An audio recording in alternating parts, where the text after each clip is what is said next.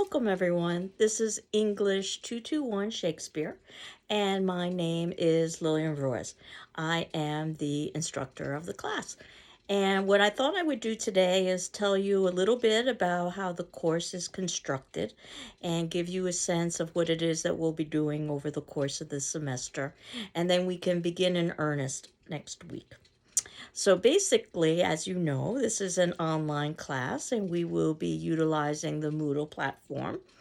And if you've had the opportunity to go onto Moodle, you'll see that I've constructed a template.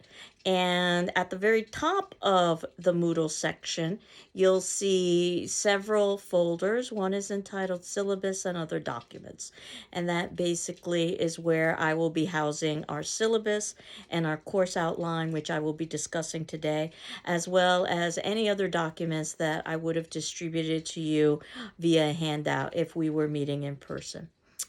I've also got a due date section, and we'll talk about this in a little bit. You'll see that the due dates are listed on the course outline, but I've also sectioned them off so that you can see them all in one list.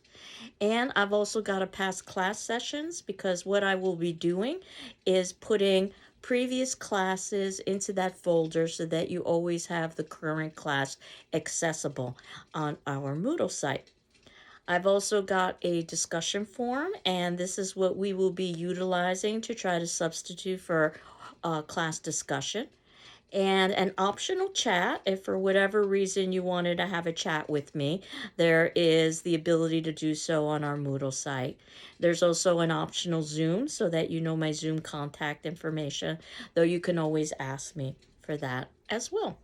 And you'll see that today's class is listed for the 25th, which is Wednesday, which is purely just introduction. So what I try to do is to duplicate as much as possible what I would do if we were meeting in a live classroom. So if we were meeting in a live classroom, this class would be on Mondays and Wednesdays at 8 o'clock in the morning, actually. So what I'm going to do is to make sure that I post every Monday and Wednesday by 8 o'clock in the morning, as if we were actually meeting. So you can actually consider this a Monday, Wednesday class at 8 a.m. And what I'm going to ask you to do is to watch these videos. This would substitute for basically the content that I would be sharing in a class. And then below the videos, I would be sharing the class notes that I would be putting on our smartboard. These are the actual notes that I myself use. And then there will be a attendance question for each of these postings. And it's a question that does not require a particular answer. It's not about being right or wrong. It's more about thinking and examination. And that I will ask you to respond to 48 hours within my posting of our class. And certainly, if you need additional time, you can always ask me for an extension. I will count that as the attendance for the class. Again, it doesn't matter what you say, as long as you say something. So there is no right or wrong. And I'll talk a little bit more about this later on, but I know that these are the burning questions that you have about this particular class. So I thought that I would address them early on in terms of how the online format is going to be.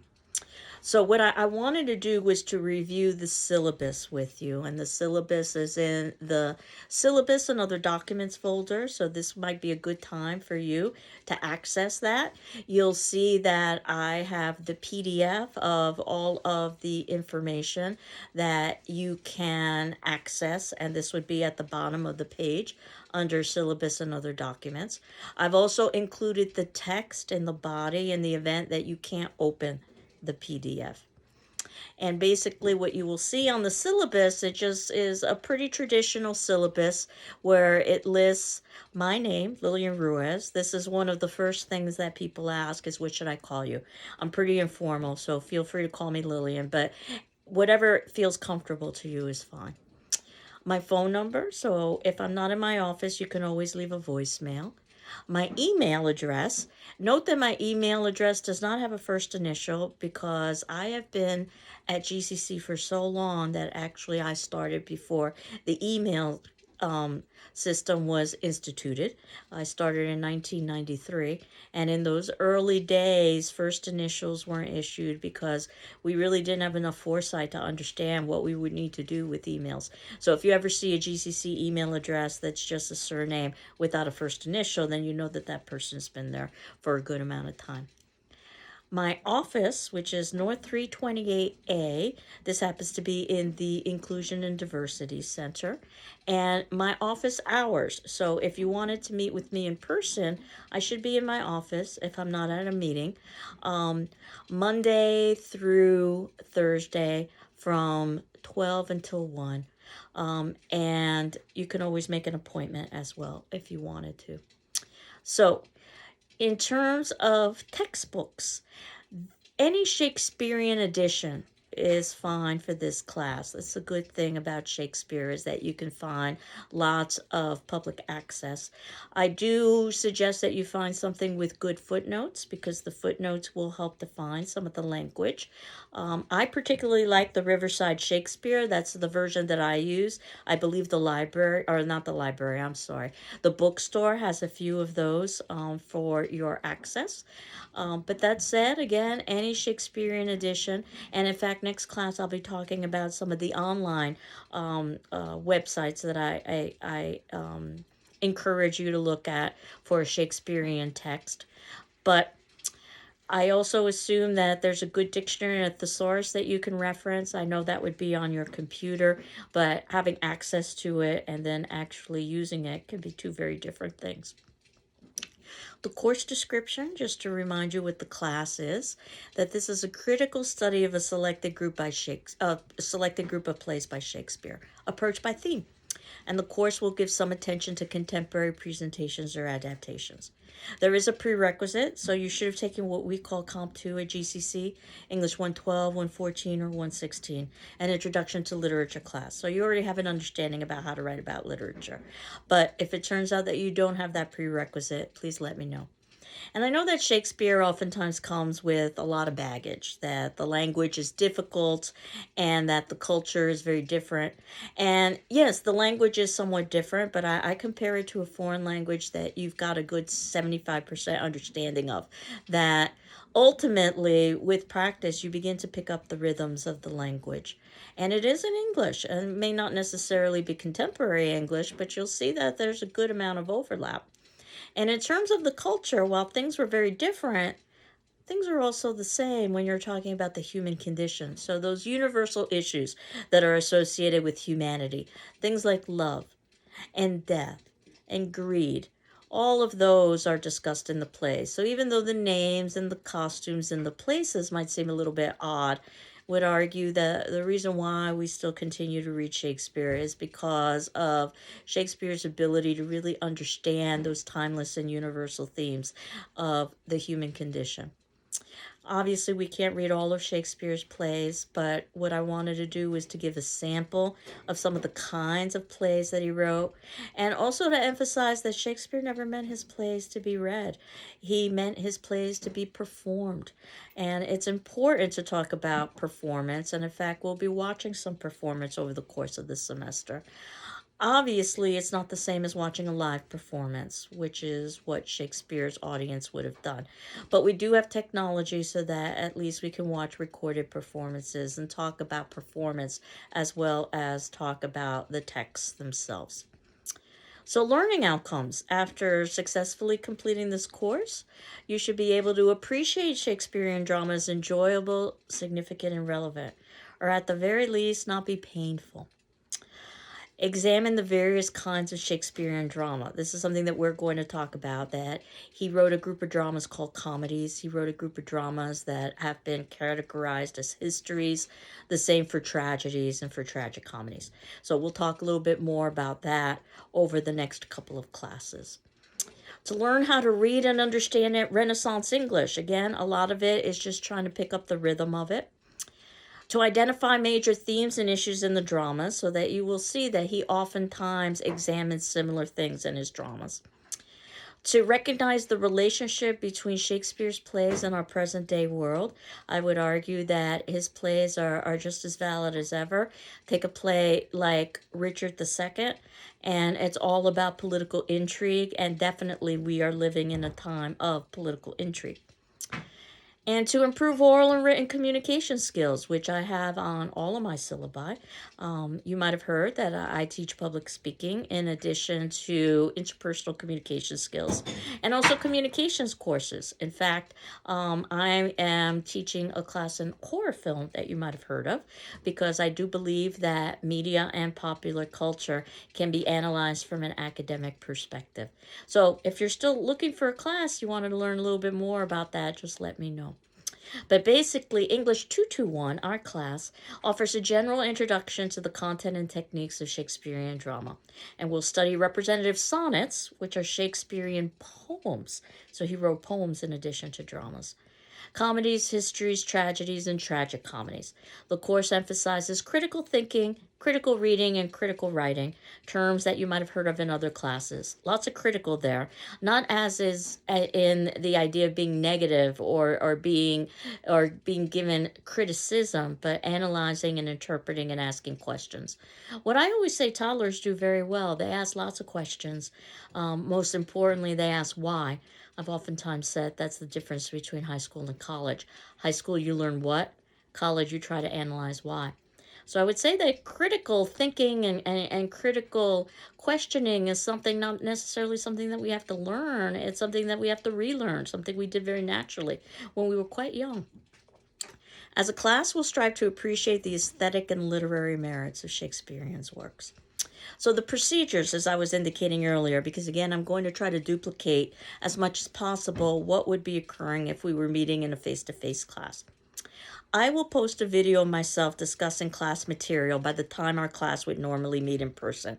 That's Monday and Wednesday at 8 a.m.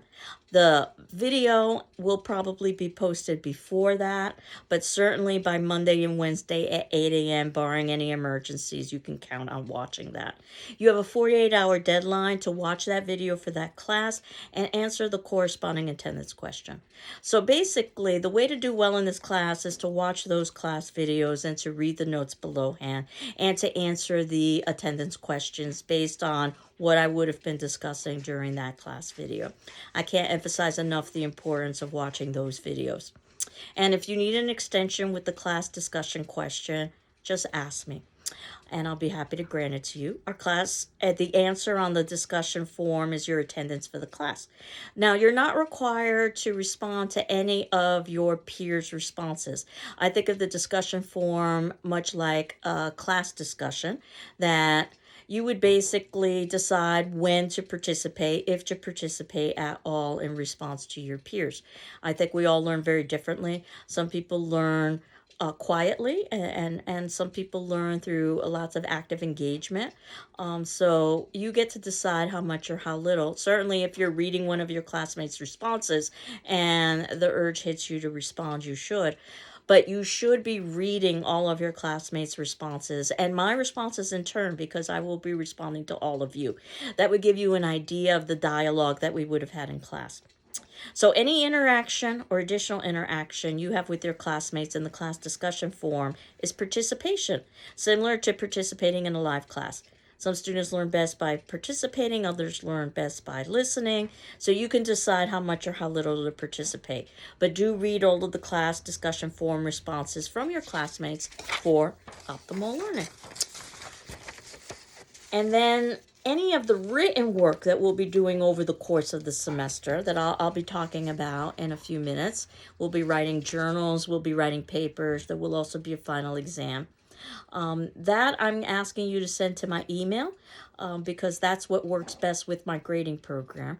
My email is ruiz, R-U-I-Z, at gcc.mass.edu.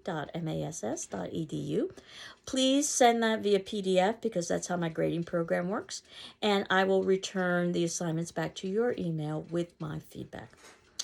So course requirements, pretty straightforward. Complete all the reading and writing assignments by the due dates.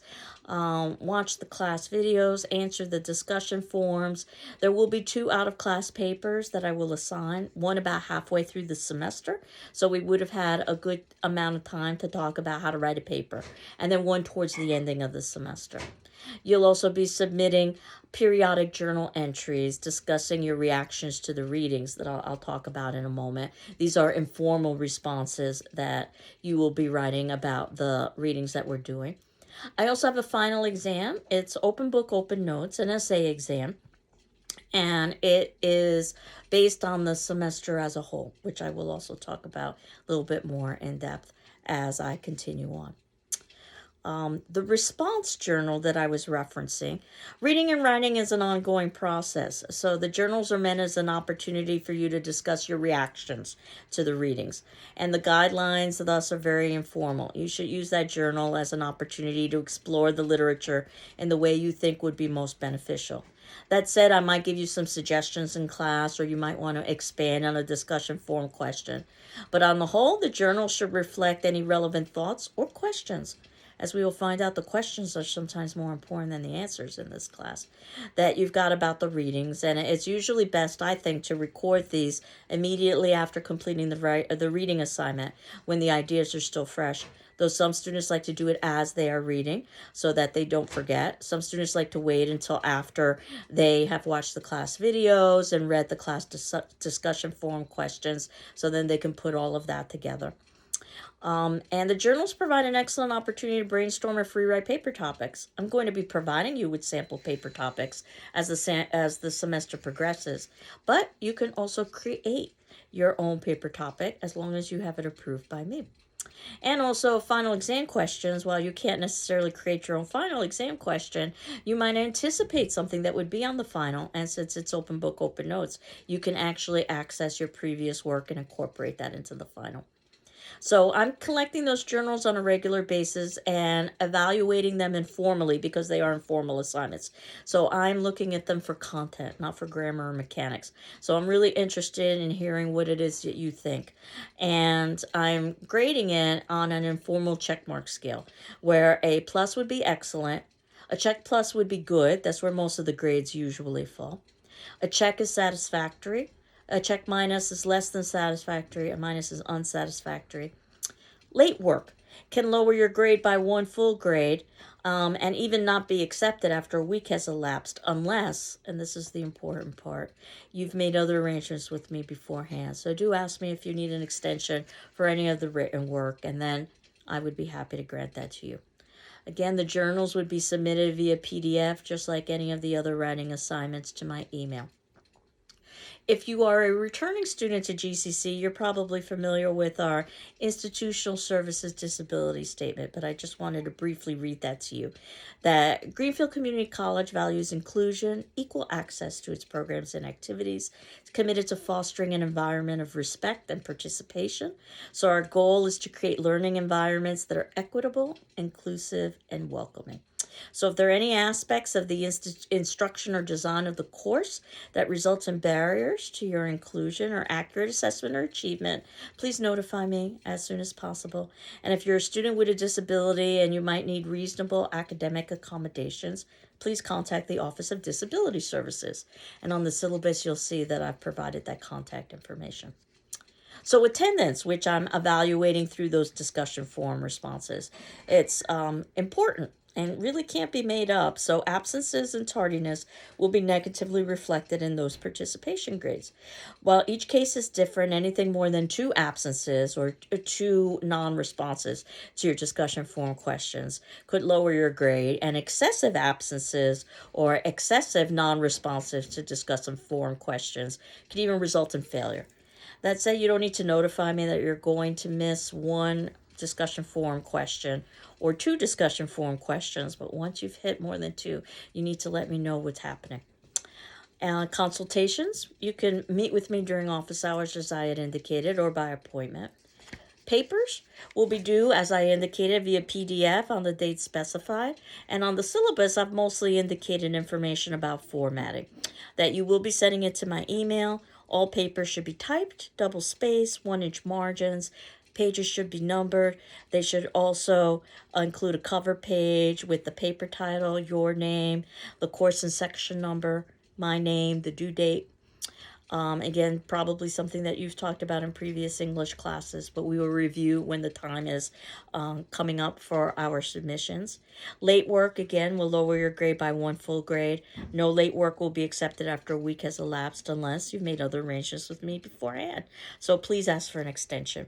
And always make sure to keep a copy of any work, especially important work like a paper you submit for yourself. And I will be discussing papers throughout the semester as well as providing possible paper topics. But as I indicated, you can also create your own, so you can keep that in the back of your head as the semester progresses.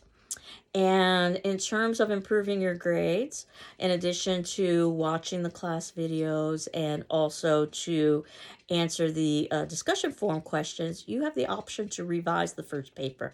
I see the first paper as a kind of run through. So basically, I will evaluate it and put a letter grade on it. At this point, obviously, the paper will be evaluated for grammar and mechanics as well as content. If you're content with your grade, that's fine. But if you wanted to improve your grade, you could take my comments into account and continue to have conversation with me if you're not sure how to proceed, and write a revision based on that feedback and submit in that revision along with your original with my graded comments, and you would get the higher of the 2 grades. The first grade would disappear. So I don't see this in my way, in any way, giving an unfair advantage to you. This is basically the way professional authors write, as they go through lots of feedback.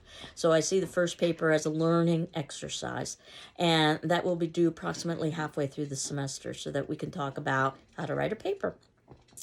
The second paper is due at the ending of the semester, so there probably wouldn't be time for a revision. The idea is that you've learned how to write a paper with your first, so you wouldn't need a revision for the second. That said, there is a little bit of wiggle room in that you might be able to hand in that second paper early enough so that there is a possibility of revision. But that's something that we would need to work out. It's not guaranteed the way the first revision is for the first paper. And I know I've been giving you a lot of information. I don't expect you to remember all of this. Again, all of this is in our syllabus so that you can review. And also, I will be reviewing these elements over the course of the semester as they become applicable. But I just wanted to give you a holistic view. The syllabus has a section about plagiarism, which I'm going to skip for the next class, and just talk about grading, which is probably what you were most interested in when this class began. 10% is what I'm calling participation, which means answering the discussion forum questions, watching the class videos, that so forth and so on. 15% are those journals, those informal checkmark graded responses to the readings that we're doing. Paper number 1 is 25%, and that is something that can be rewritten for a higher grade. I know some of you are already thinking about what is a paper. It's approximately 4 pages or so long, but as long or short as it needs to be, based on one of the plays that we will be reading. It'll be a critical paper so that you don't need to do outside research. But that said, we'll talk a little bit more about the conventions. And I know some of you are thinking about the journals and what the length of those should be. Usually the journals end up being about a page or so of reflection and response, but as long or as short as you would like it to be. And again, I'll talk about this more in depth as the due dates come up. 25% is your second paper, which is due at the ending of the semester, that you probably wouldn't be able to rewrite, but you can rewrite the first paper for a higher grade, though there is some room for negotiation for paper 2. 25%, that final exam, the essay exam, that's open book, open notes, and I will give you a series of essay questions. You will have choice within them. And the grading system, pretty traditional. A is excellent work. B is good work. C, satisfactory. D, poor. F, failing. I don't like talking about the D and the F, especially in the first day of the semester, so we'll just focus about A, B, C. And you'll see that on the syllabus, I have criteria for essay evaluation, what an A looks like as compared to a B or a C, and we'll talk a little bit more about that as the semester progresses, because I wanted to move forward to our course outline. So that's another document that I've uploaded for our class, with the caveat, and the course outline might be something that you might want to refer to at this point. That my disclaimer is that dates and assignments may be subject to change, but we can finish everything, I'm sure, before the ending of the semester. Assigned reading should be completed before the dates indicated. So these dates indicate what we are going to be talking about during that particular class. And plays are tricky because they're longer works, which means we're going to be devoting multiple sessions to these plays. What's ideal is that when we begin a play, that you've read it in its entirety so that you have a full understanding of the play. So as we are talking about that play in its entirety, you are at home reading the next play. But as I indicated, we are also watching performance as well. And I also know that's what is oftentimes ideal is not possible. So you try to do the best that you can. But you can see with the dates today, the 25th of January was just scheduled as introduction, where I could talk to you, as I'm doing now, about the syllabus and the course outline. Week 2, you'll notice that there are no readings scheduled. I wanted to talk to you a little bit about Shakespearean biography and Shakespearean theater. Week 2 would be a wonderful opportunity for you to get ahead with those readings so that when we do reach the text, you've already read them. So week 3 is when we are talking about the sonnets, Shakespeare's poems. He wrote quite a few sonnets, over 100. We are going to just focus on 6 of them that are representative of the kinds of writing that he did. You can see that we have 2 classes devoted to the sonnets. So before the 6th of February, you should have read sonnets 15, 18, 20, 127, 130, and 151. Note that the sonnets do not have titles. We either refer to the sonnets by their number or we refer to the sonnets by the first line. I'll also be sharing some web links with you next week about where you can find sonnets if it turns out that you don't have a Shakespearean text that you could reference for those. And I see the sonnets as a way for us to get an introduction to Shakespearean language because we start with our first play in week 4. So ideally by the 13th of February, when we begin talking about A Midsummer Night's Dream, you would have read it in its entirety so that even though we've got 2 weeks devoted to A Midsummer Night's Dream, as we are talking about A Midsummer and also watching a performance, you are at home reading the next play, which happens to be Much Ado About Nothing. And you'll notice that our first journal will be due on February 13th. That will be on the sonnets. So I'll be asking you to write about a page or so in response to Shakespeare's poetry. And we've got a President's Day that's scheduled in here on the 20th, February 20th. That means that no classes are occurring, but we are on that Friday of that week, the 24th, supposed to follow on Monday's schedule. So I'll be posting a video on the Friday, even though I normally wouldn't do that on the 24th because we're supposed to follow Monday's schedule for Midsummer Night's Dream. You can see that the journal for Midsummer Night's Dream won't be due until the 27th of February. So by that point, we would have had a good amount of time to talk about A Midsummer Night's Dream. Again, approximately a page or so of informal reflection, but as much or as little as you'd like. As we move forward to the next play, which is Much Ado About Nothing, we're beginning with Shakespearean comedies. And we'll talk a little bit next class about what a Shakespearean comedy is and why we're beginning with the comedies. And after reading Much Ado About Nothing, you'll see that we've got a spring break. So we will be devoting our time to Much Ado About Nothing between February 27th to the 8th of March. Spring break is the 13th and the 15th. And then when we return from spring break, on the 20th of March is when you've got a journal due, Much Ado About Nothing. Certainly you can hand in assignments early. I encourage you to do that so that you don't necessarily have to spend your spring break thinking about assignments.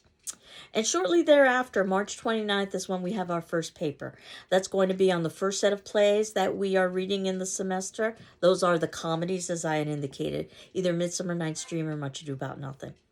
While we are in the 20th of March and the 22nd of March, or week 9, talking about Shakespeare's next genre of play. That happens to be the history plays. We're reading Richard II. Again, we've got approximately 2 weeks for that to talk about the play and to discuss performance. You can see that your journal for Richard II is due on the 5th of April. And this is when we've transitioned over to Shakespearean tragedies, probably the best known of Shakespearean works. That means that we are going to be reading Macbeth which also happens to be Shakespeare's shortest play. And I did this very deliberately because Richard II is a long play. So if we start to fall behind, this is where we can catch up. So we're reading Macbeth, and we are also reading Shakespeare's tragedy Othello, which follows afterwards. Note the Macbeth journal is due on April 24th. After we've discussed Macbeth, we should be starting Macbeth around the 5th of April and ending it approximately on the 19th because there's a Patriots' Day holiday in there where there are no classes. Then we move forward to Macbeth, or I'm sorry, to Othello. And we will start that on the 24th of April approximately and end it approximately on the 3rd of May. And you'll see that we're at the ending of the semester. No, we're not doing Hamlet, probably Shakespeare's most famous play, and also Shakespeare's longest play, which is one of the reasons why we're not reading Hamlet. And then week 16, what I wanted to do was to have an extra credit play. It's called The Tempest. This is one of Shakespeare's tragic comedies, the last genre that he wrote. We don't really have time to devote to The Tempest the way we would to the other plays, so this is extra credit, where you could decide to write a journal for extra credit, and I will also be providing a final exam question on the play for extra credit. But we've got the last week devoted to talking about The Tempest. The 8th of May is when you would be handing in your Othello journal. And your final examination is on Monday, the 15th at 8 a.m. That would be the time in which our final would be occurring if we were meeting in person. And that is also the last date that you could hand in paper number 2.